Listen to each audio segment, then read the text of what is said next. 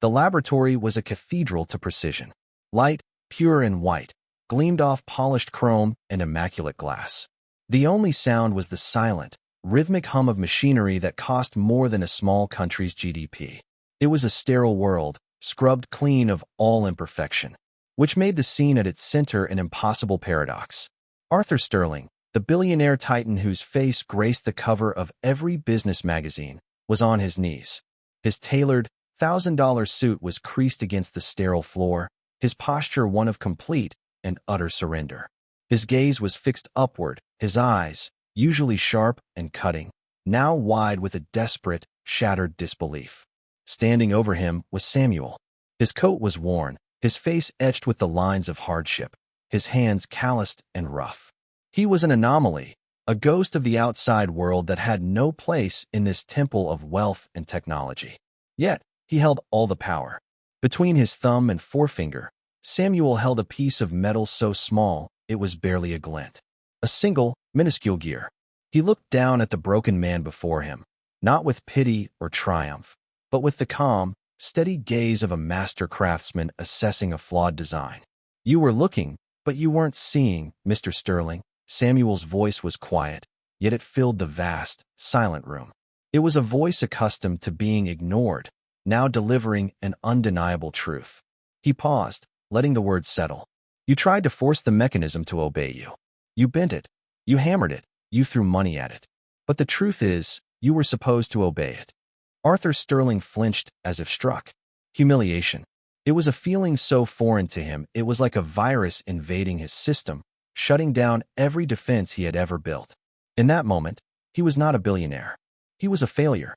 Samuel's fingers closed around the tiny component, hiding it from view. The final piece of the puzzle. 3 weeks earlier, the 30th floor of the Sterling Industries Tower was Arthur Sterling's sanctuary, his throne room, and his personal purgatory.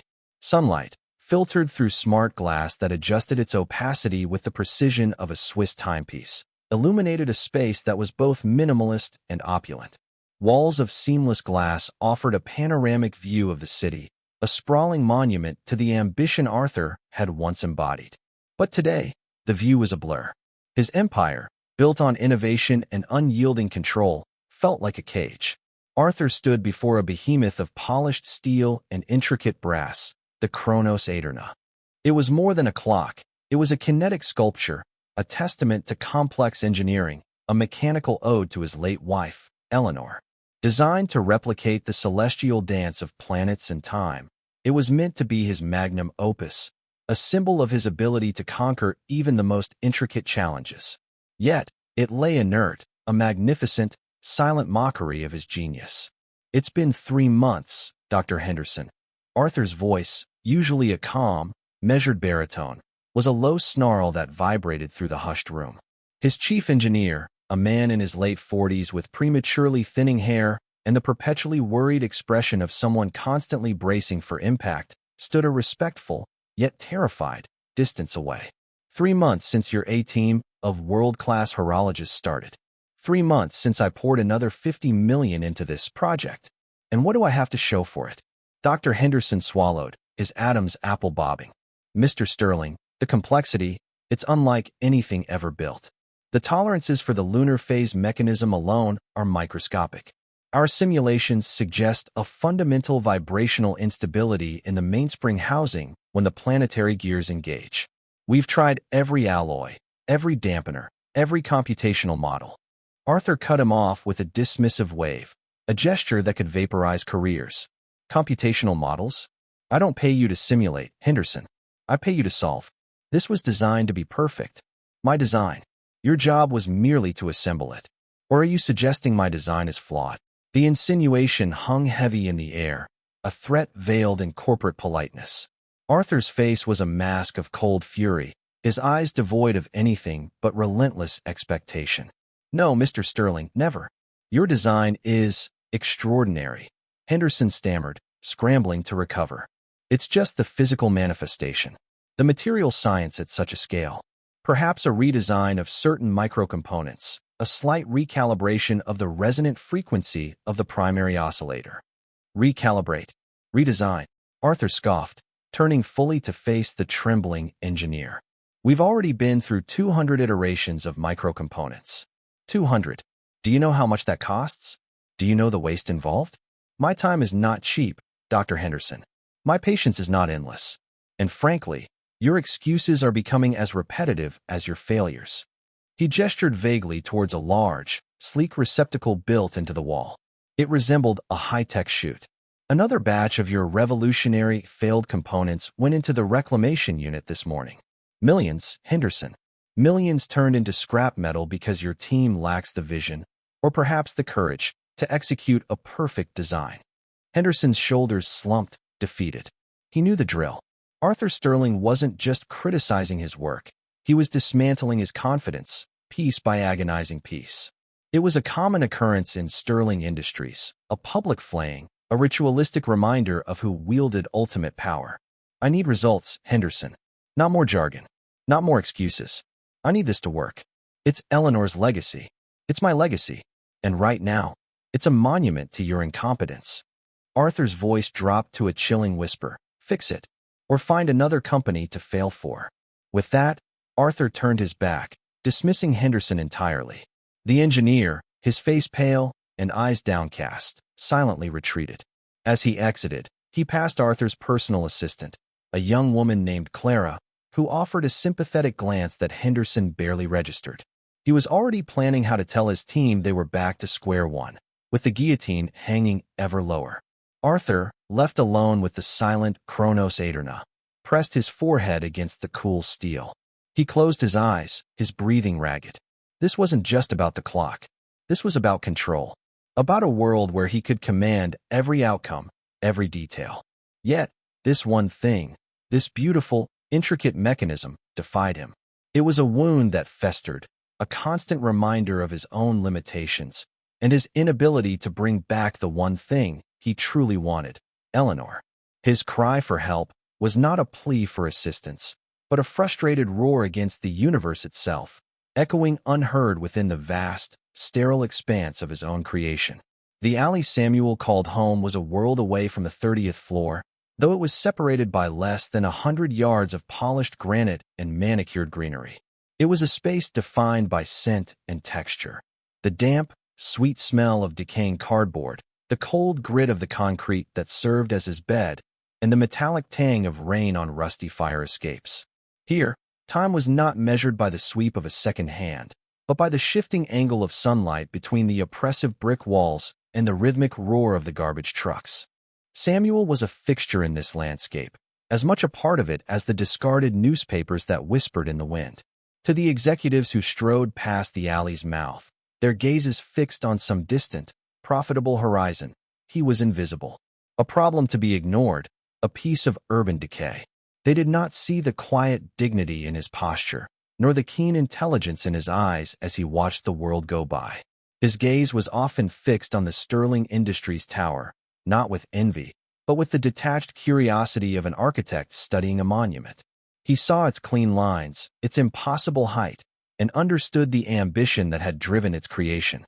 He was mending a tear in his worn coat with a scavenged needle and thread when the sound came. It was a familiar, high-pitched whine from the tower's service exit, followed by a metallic clatter as a heavy bin was shuttled into its slot. This was the reclamation unit, the end of the line for Sterling's failed experiments. Samuel had heard it many times, but today, the sound was different. It was sharper, more violent, less like a routine disposal, and more like an angry exhalation. It was the sound of frustration. Later that night, under the jaundiced glow of a single sodium lamp, something drew him to the unit. It wasn't hunger or the hope of finding scrap to sell. It was a professional's curiosity, a deep-seated instinct he hadn't felt in years. The access panel to the reclamation bin was secured with a standard magnetic lock, the kind designed to keep out vermin and the desperate. For Samuel, whose fingers remembered the intricate language of tumblers and circuits, it was a momentary puzzle. A whisper-thin piece of metal, a practiced touch, and the lock clicked open with a soft sigh.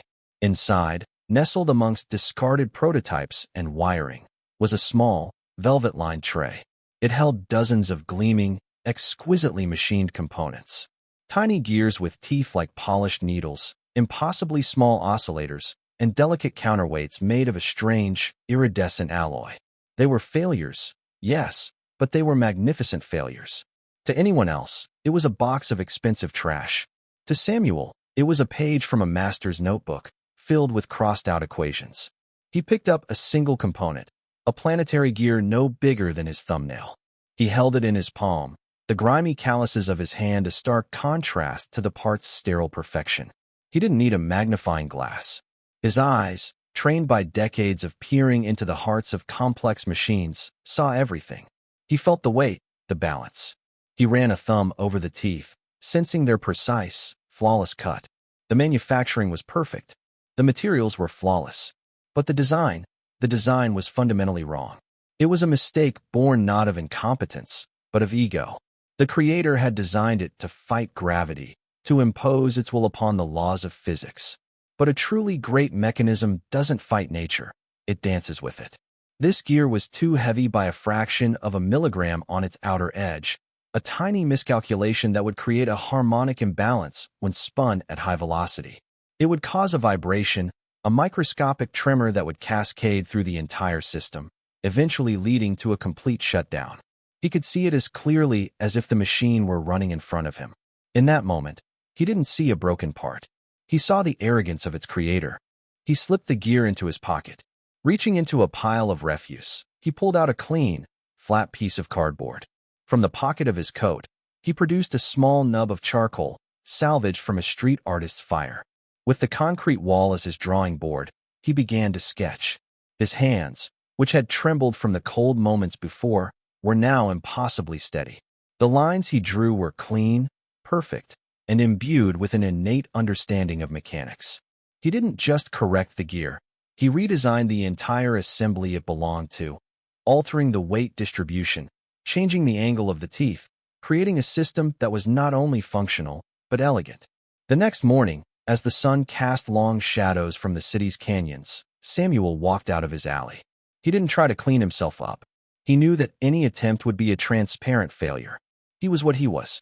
He walked directly to the front entrance of the Sterling Industries Tower, a glass and steel maw designed to inspire awe and intimidation.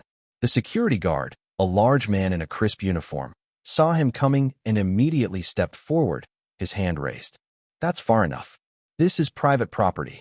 You need to move on." Samuel stopped. He didn't argue. He didn't plead. He simply held out the piece of cardboard.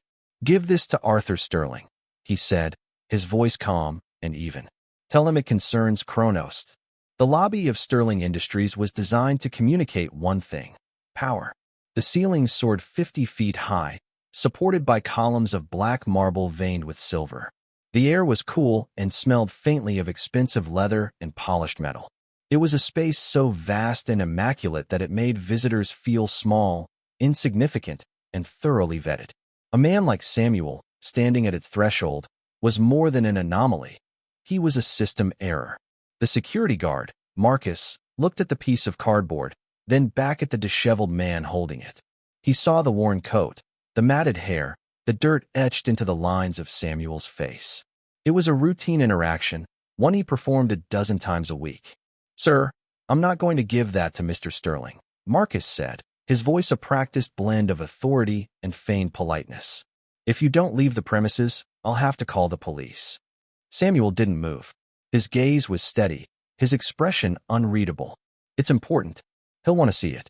Everyone thinks their business is important." Marcus sighed, his patience thinning. He reached for the radio on his shoulder. Last chance. The standoff, quiet as it was, had attracted the attention of the front desk. The receptionist, a young woman with a headset and a permanently polite smile, was already discreetly signaling a second guard. This was the local system in action, efficient, impersonal, and designed to insulate the world of Arthur Sterling from the messy reality of the street below. They were the gatekeepers, the first line of defense against anything that didn't belong.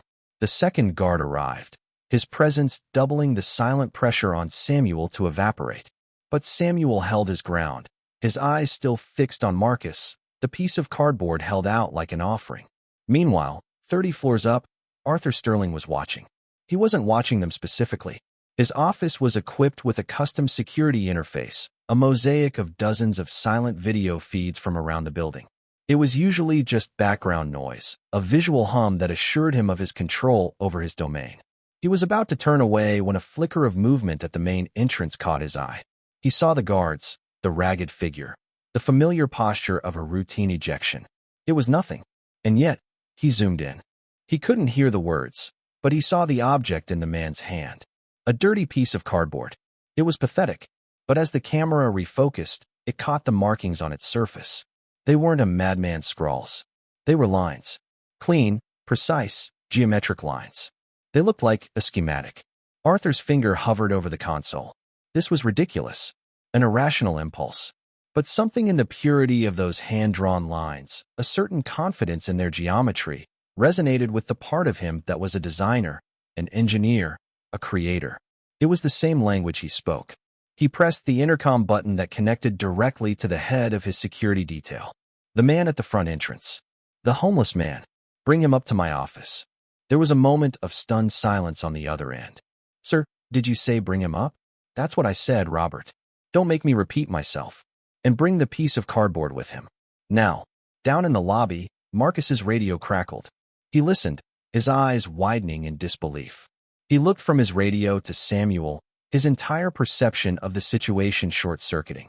The world had just turned upside down. Right this way, sir, Marcus stammered, his professional hostility instantly evaporating into bewildered compliance. The walk to the executive elevator was a surreal procession. Employees in sharp suits stopped and stared, their faces a mixture of confusion and disgust as Samuel was escorted through their pristine world.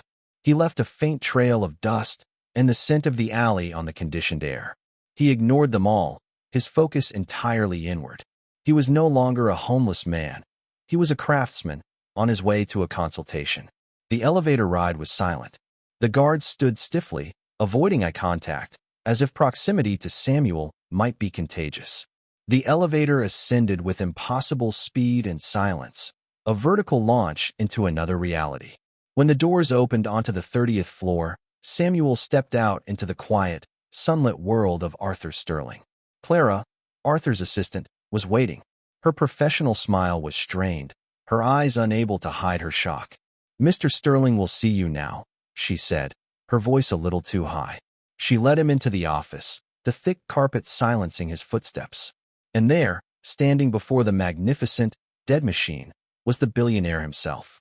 Arthur's face was an unreadable mask of stone, but his eyes were locked on the piece of cardboard in Samuel's hand, burning with an intensity that was equal parts skepticism and a desperate, terrifying hope. Arthur Sterling did not offer a seat. He did not offer a greeting. He simply stood with his arms crossed, a living statue of immense and impenetrable authority. The space between them crackled with tension. It was a confrontation of two opposing forces, the man who had everything but a solution, and the man who had nothing but the solution. You have my attention, Arthur said, his voice flat and cold. It's expensive. Don't waste it. Samuel didn't seem intimidated. He walked past Arthur, his eyes drawn to the Chronos Aeterna. He circled it slowly, his gaze sweeping over the intricate arrangement of gears and levers. He wasn't looking at it with the awe of a tourist. He was studying it with the focused, critical eye of a physician examining a patient. He saw not its beauty, but its pathology. Finally, he turned to face Arthur and laid the piece of cardboard on a nearby glass table. He tapped the central drawing. This is your planetary gear assembly for the lunar complication, Samuel stated, not asked. His voice was raspy but clear. The component I found, it's from this system. Arthur's eyes narrowed. I'm aware of what it is. I designed it. You designed it to be beautiful, Samuel corrected him gently. You didn't design it to work. Not in this universe, anyway. You ignored the principle of harmonic resonance. You tried to brute force a solution, and the physics is pushing back. A flicker of anger crossed Arthur's face. To be lectured on physics by this man, in this office, was an insult of the highest order. I employ the world's leading physicists. I assure you, we have accounted for everything. You accounted for the numbers, Samuel countered, his confidence unshakable. You didn't account for the soul of the machine. A mechanism this complex isn't just a collection of parts. It's a system. It breathes. And yours is choking. He then walked over to the massive, multi-screen display showing the Kronos schematics. With a dirty finger, he pointed to a section of the digital blueprint. "Your first mistake is here," he said, his tone that of a teacher, not a supplicant. "The escapement. It's a coaxial design, which is efficient, but you've paired it with a high-frequency balance wheel. The two are fighting each other. One is trying to conserve energy, the other is trying to spend it as fast as possible. They are creating a micro-oscillation that travels up the entire gear train. It's poison." He moved his finger to another part of the screen. "Your second mistake. The mainspring. You used a beryllium alloy for maximum power reserve. A good choice in a simple machine. But in this one, that power is untamed. It unloads with such force that it causes a fractional distortion in the arbor at peak torque. You can't see it with your instruments, but the machine can feel it. It's a stutter, a hesitation. Another drop of poison." He then turned away from the screen and looked directly at Arthur. "And your third mistake is the most fundamental one." He paused, letting the weight of his words fill the room. "You built it without humility. You tried to make a monument to your own perfection, so you made every component perfect in isolation. But you never taught them how to work together. This isn't a team. It's a collection of brilliant, warring soloists." The silence that followed was absolute. Arthur Sterling, a man who had silenced boardrooms with a single glance, was speechless. This wasn't a job application. It wasn't a plea for a handout. It was a diagnosis. Cold, clinical, and utterly, terrifyingly accurate. Samuel hadn't just identified a mechanical problem. He had psychoanalyzed Arthur's entire creative process and found it wanting. The fury in Arthur's chest was immense, a white-hot supernova of wounded pride. His every instinct screamed at him to have this man thrown out, to erase this humiliating encounter from existence. Who was this vagrant to lecture him? Who was he to speak of humility and the soul of a machine? But beneath the rage, there was a cold, sinking feeling. The feeling of truth. He had felt it himself, late at night, when all the engineers had gone home. That subtle sense of discord, of a system at war with itself. Samuel had simply given it a name. Arthur walked over to the table and picked up the piece of cardboard. He stared at the drawing of the redesigned gear. It was elegant, simple, correct. It was a solution he and his multi-million-dollar team had failed to find in 3 months of relentless effort. He put the cardboard down. He looked at Samuel, truly looked at him for the first time, trying to see past the grime and the poverty to the mind that lay beneath. "Who are you?" Arthur asked, his voice barely a whisper. "I'm the man who can fix your clock," Samuel replied, his gaze unwavering. Arthur made a decision that defied every rule in his corporate playbook. It was illogical, risky, and based on nothing more than the gut feeling that the truth had just walked into his office wearing a ragged coat. "Clara," he said into his desk intercom, his voice regaining its steel edge. "Clear my schedule for the rest of the week. Dr. Henderson and his team are to be given paid leave, effective immediately. Grant level, 5 access to my guest. He is to have unrestricted use of the 30th floor lab. Inform security that he answers to no one but me." Clara's voice came back, laced with carefully controlled astonishment. "All of it, sir. Unrestricted. You heard me." Arthur snapped, cutting the connection. He turned to Samuel. "The lab is yours. The tools, the components, the fabricators. Everything. You said you can fix it. Show me." This was the beginning of the investigation. Samuel wasn't just a repairman. He became an auditor, a probe inserted into the heart of Arthur Sterling's empire. He didn't begin by touching the Kronos Aderna. He began by observing. He spent the first day in silence, pulling up every schematic, every materials invoice, every quality control report on the lab's main console. The state-of-the-art lab became his domain. He moved through it with a quiet, purposeful grace that was utterly at odds with his appearance. He was given a simple, gray jumpsuit, which he wore without comment, but he refused the offer of a shave or a haircut. It was as if he wanted to remind them, and himself, of who he was and where he came from. His first discovery came from the invoices. He cross-referenced the beryllium alloy specified for the mainspring in Arthur's original design with the purchase orders. He found a discrepancy. The supplier, a long-term contractor for Sterling Industries, had provided a slightly different alloy composition, one that was cheaper to produce and had a known, albeit minute, tendency for thermal instability. It was a corner cut, a tiny act of corporate avarice buried under mountains of paperwork. No one had checked. Or, more accurately, no one had dared to question a preferred partner of Arthur Sterling. His second discovery was human. He found the daily logs of the engineering team. They were filled with technical jargon and progress reports, but reading between the lines, Samuel saw a clear pattern. Dr. Henderson had, in fact, identified the potential for harmonic resonance a month ago. His proposed solution was a subtle but crucial change to the escapement design. The log entry was followed by another, noting a meeting with Mr. Sterling. The next day, all references to the resonance problem vanished, and the team was back to fabricating components based on the original, flawed design. Samuel didn't need to have been in the room to know what happened. Henderson had brought a problem to a man who didn't believe in them.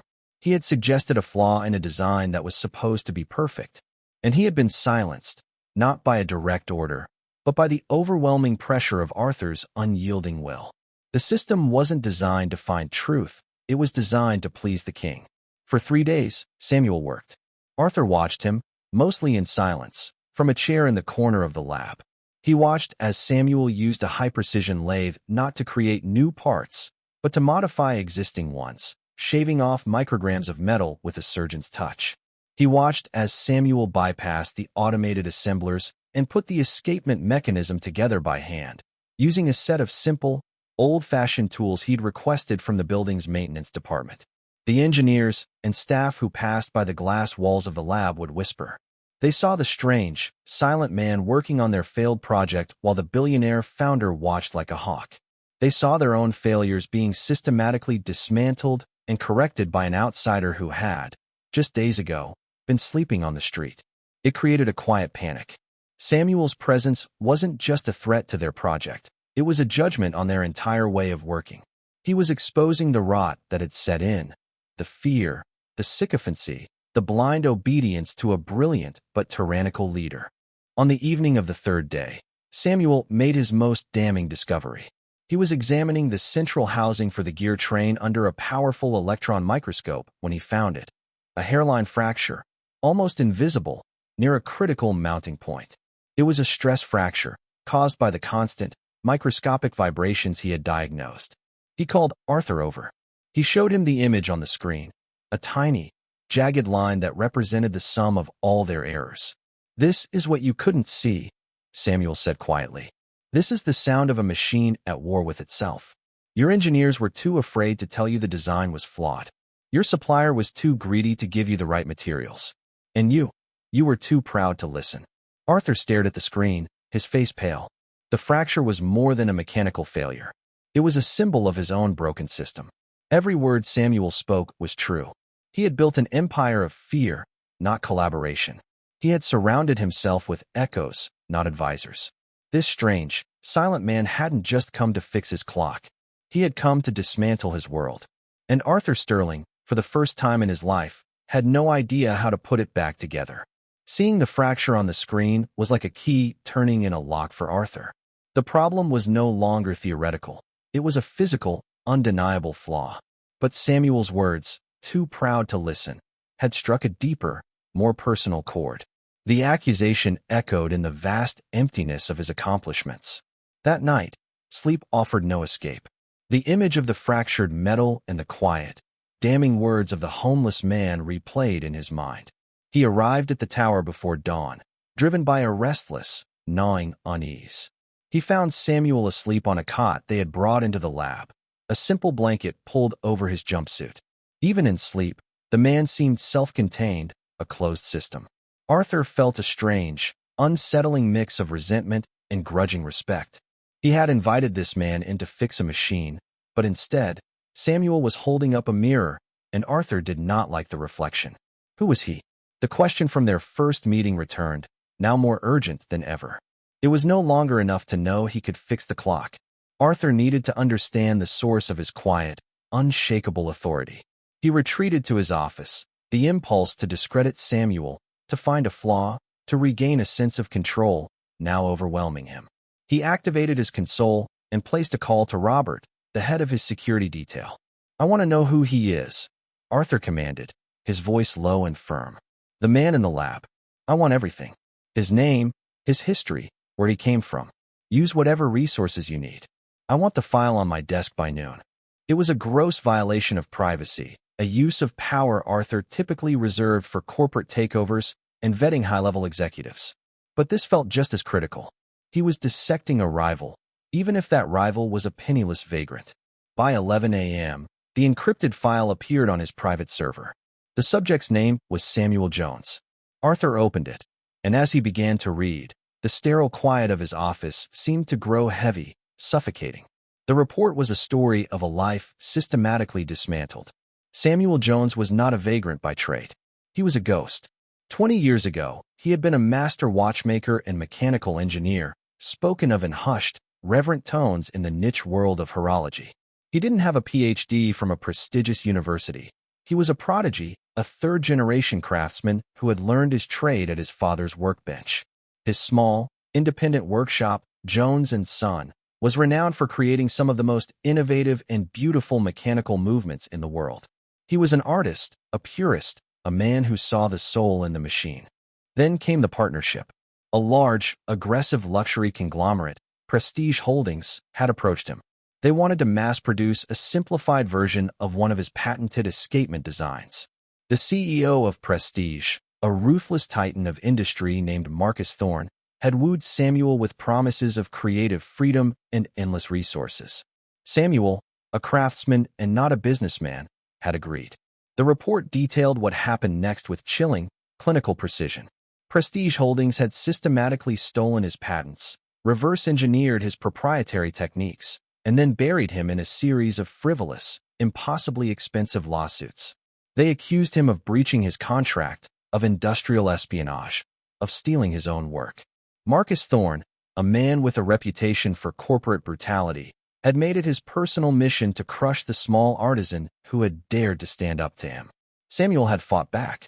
He poured all his savings, his family's inheritance, into the legal battle. But he was outmatched and outmaneuvered.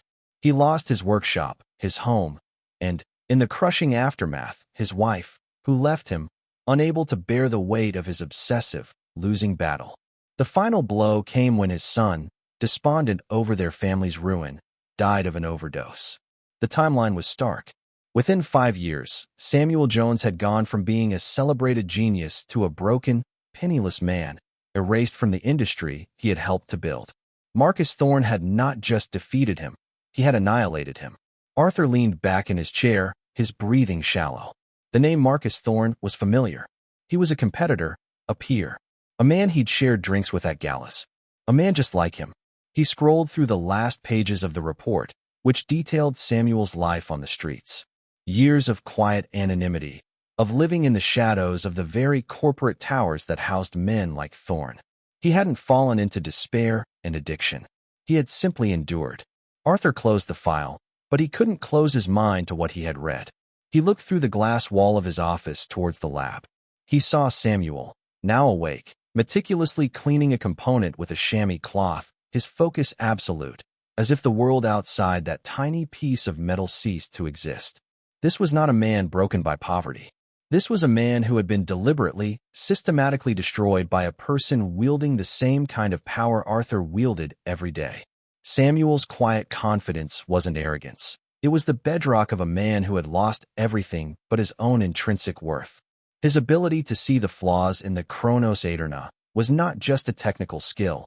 It was the product of a life spent witnessing firsthand how pride and greed could corrupt even the most beautiful designs. Arthur Sterling saw the echo. He saw himself in Marcus Thorne, the same impatience, the same intolerance for dissent, the same belief that wealth and power were substitutes for wisdom. He looked at Samuel Jones, and for the first time, he didn't see a homeless man. He saw a king in exile, and he felt a profound, terrifying sense of shame. The revelation of Samuel's past shifted something fundamental in Arthur. The invisible war was over. He was no longer trying to outsmart or discredit Samuel. He was watching him with a new, sober respect. The dynamic had changed from a tense standoff to a quiet apprenticeship, with the master in the worn jumpsuit and the student in the $1,000 suit. Over the next 2 weeks, the Chronos Aeterna was reborn. Under Samuel's guidance, it was stripped down to its core components. He didn't just replace the flawed parts. He recalibrated the entire system, making subtle adjustments that allowed the mechanisms to work in harmony. He smoothed edges, balanced weights, and tuned the machine not with computers, but with his ears, listening for the faintest dissonant hum. He taught Arthur how to feel the tension in a spring, how to understand the language of a perfectly seated gear. Finally, the day came when only one task remained. Every other system had been rebuilt, every flaw corrected. All that was left was the heart of the machine, the central tourbillon assembly. It was the most complex and visually stunning part of the clock, a spinning cage of gears and levers that negated the effects of gravity. It was also the one part Arthur had built entirely with his own hands, a tribute to Eleanor. He considered it perfect, sacrosanct. Samuel stood before it, his work on the rest of the machine complete. "It's time," he said quietly. "We have to disassemble it." Arthur, who had been observing with a newfound sense of collaborative pride, stiffened. A wall went up instantly. "No, that's out of the question." Samuel turned to face him. His expression was calm, but his eyes were firm. "Mr. Sterling, the vibrations from the old escapement and mainspring have undoubtedly created microstresses in the tourbillon's carriage. We can't see them, but they are there. If we don't strip it down, clean it, and realign it, the entire system will be out of balance. It will work for a time, but it will eventually tear itself apart. It will fail. That assembly is perfectly balanced. I machined it myself to a tolerance of less than a micron." Arthur retorted, his voice sharp with his old, familiar arrogance. The wound to his pride, which had begun to heal, was torn open again. This felt like a step too far, a violation. "You balanced it for a perfect system," Samuel explained patiently, as if to a child. "But it has been living inside an imperfect one. It's been under constant stress. It's like a bone that has been repeatedly fractured and healed incorrectly. It needs to be reset." The Chronos Aeterna was more than a machine to Arthur, it was a legacy. But the tourbillon was more than a legacy, it was a shrine. Every gear in it was a memory of Eleanor. To take it apart felt like a desecration of that memory. It was the one part of his world he refused to admit could be flawed. "I said no," Arthur said, his voice dangerously low. "You have done excellent work, Samuel. More than I thought possible. But this is where it ends. You will not touch the tourbillon." It was his ego, cast in steel and gold. The final barrier. It was the part of him that refused to concede, the part that still believed in its own infallibility. It was the Marcus thorn in him, rising to the surface. Samuel looked at Arthur for a long moment. He saw the fear in the billionaire's eyes, the pride that was masquerading as strength. He had seen this look before, in boardrooms, across legal tables. It was the look of a powerful man clinging to the illusion of control. He gave a slow, sad nod. He had brought the machine to the brink of healing, but he could not force the final step. He began to quietly gather the few simple tools he had been using. "What are you doing?" Arthur demanded. "My work is done here," Samuel said, not looking at him. "I've fixed everything I can. The rest is up to you." "I'm ordering you to stay," Arthur commanded, the old power dynamic reasserting itself in his voice. Samuel stopped and finally turned to face him. There was no anger in his eyes, only a profound sense of finality. "You can't order a man who has nothing, Mr. Sterling. You invited me here to fix your clock, but you never truly understood what was broken."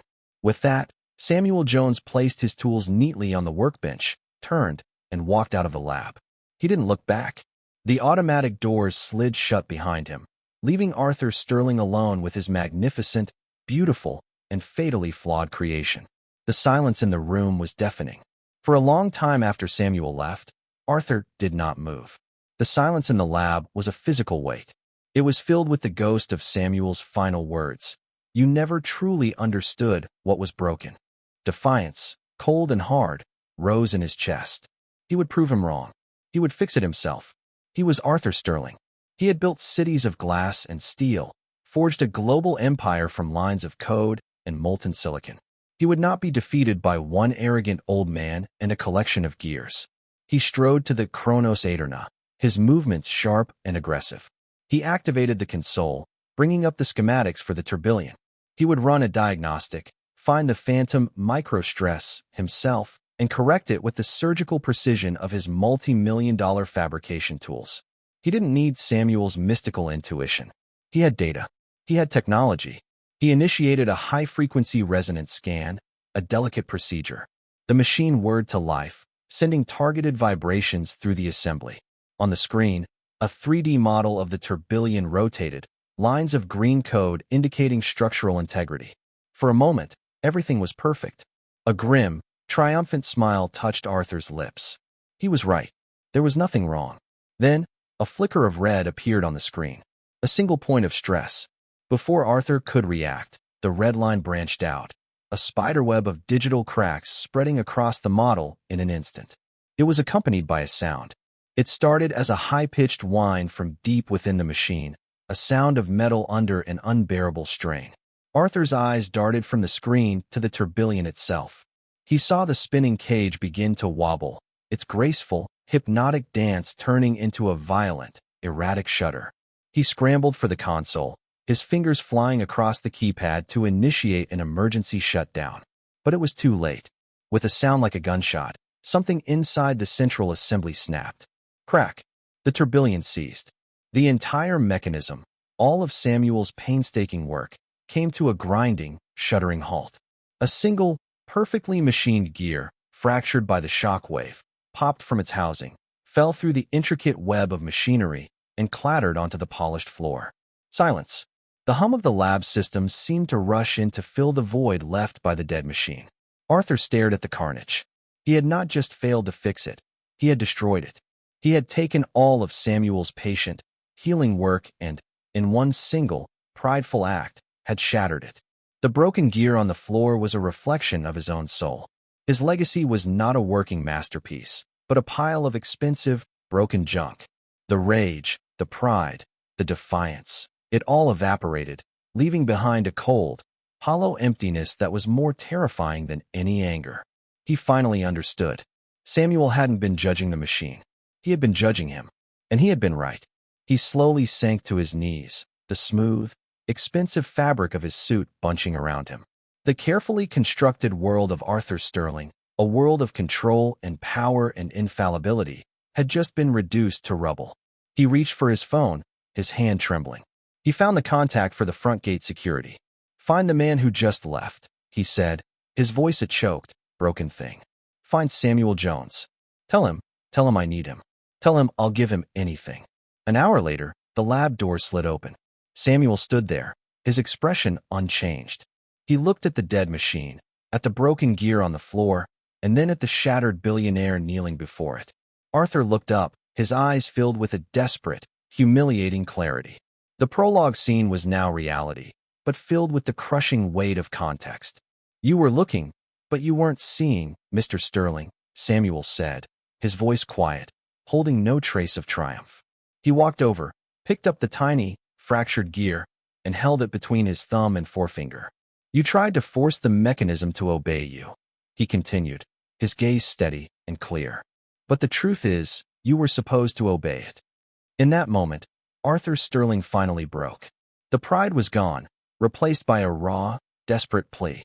"Please," he whispered, the word feeling alien on his tongue. "Please help me fix it." Samuel looked at the broken man on the floor, and for the first time, he offered a small, almost imperceptible nod. It wasn't a gesture of forgiveness, but of acknowledgement. The real work could now begin. What followed was not a repair, it was a resurrection. They worked side by side, but the dynamic was forever changed. Arthur was no longer the king observing from his throne. He was the apprentice, his hands guided by the quiet master. He learned to listen, not just to Samuel's words, but to the machine itself. He learned to feel the slight resistance of a misaligned gear, to see the subtle warping of a stressed component, to understand that true mastery was not about imposing will, but about achieving harmony. They took the tourbillon apart, piece by excruciating piece. Arthur, whose hands were used to signing multi-billion-dollar contracts, learned to handle tools that required a watchmaker's delicate touch.